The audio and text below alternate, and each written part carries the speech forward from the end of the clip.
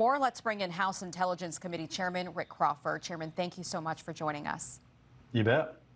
I want to ask you about what we might see happen over this weekend. We are waiting to find out if strikes are imminent. What do you think the president should do with Iran?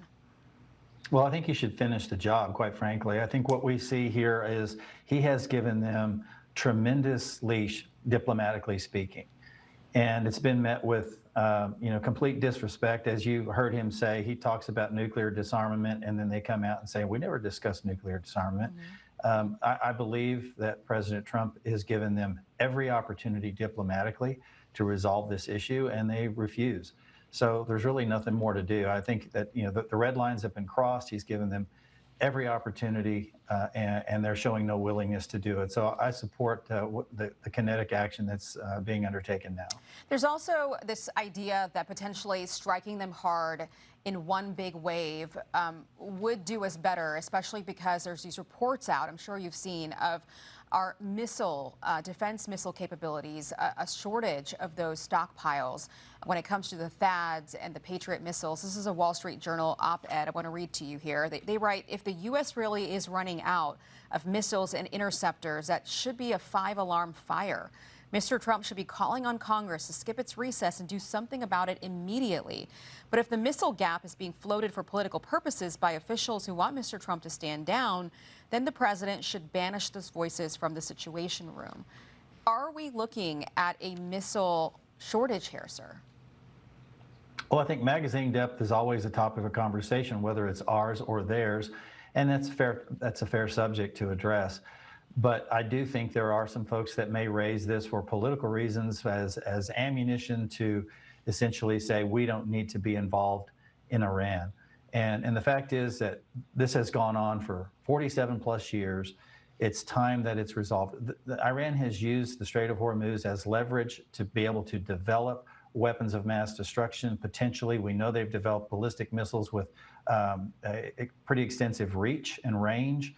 And they've done that behind their ability to be able to leverage the Strait of Hormuz to their own effect. So that's a red line that's been crossed. We also know that they've had nuclear ambitions for quite some time. No secret there. That has been crossed. This is it's as unfortunate as this is. The time has come, and the president that's willing to address it is sitting in the Oval Office right now. And I applaud his efforts to try to resolve this peacefully, but they seem unwilling to listen to any peaceful opportunities. Okay, I want to also ask you about these reports that China is potentially supplying weapons to Iran. China has denied this.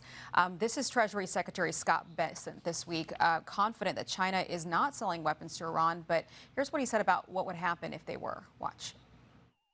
If there were a proven delivery of Manpad's shoulder-powered rockets, that would be very problematic. I think that President Xi has great respect for President Trump. Chinese leadership will make sure that private sector actors do not transact in those kind of weapons. Chairman, if this is true, if China is indeed going behind our backs and helping Iran out, should the White House be inviting President Xi to Washington in September?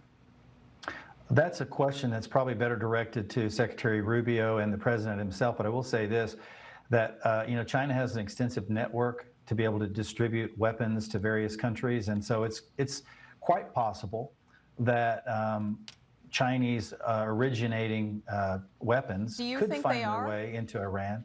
I don't know. I'm not saying that they are. I'm saying it's entirely possible because that kind of thing has happened before. China has been involved in manufacturing weapons. What they do is they'll, for example, the RPG. That's a very simple, been on the battlefield for decades. RPGs are manufactured in China. They're knockoffs of the original Soviet models. And they've found their way across the world in various theaters for decades. So it's not unreasonable to think that some Chinese knockoffs could appear in Iran through proxies. And I think that we have to be concerned about that. But I am encouraged if Secretary Bessent says there's an agreement that there be no direct sales from China to Iran, that's encouraging.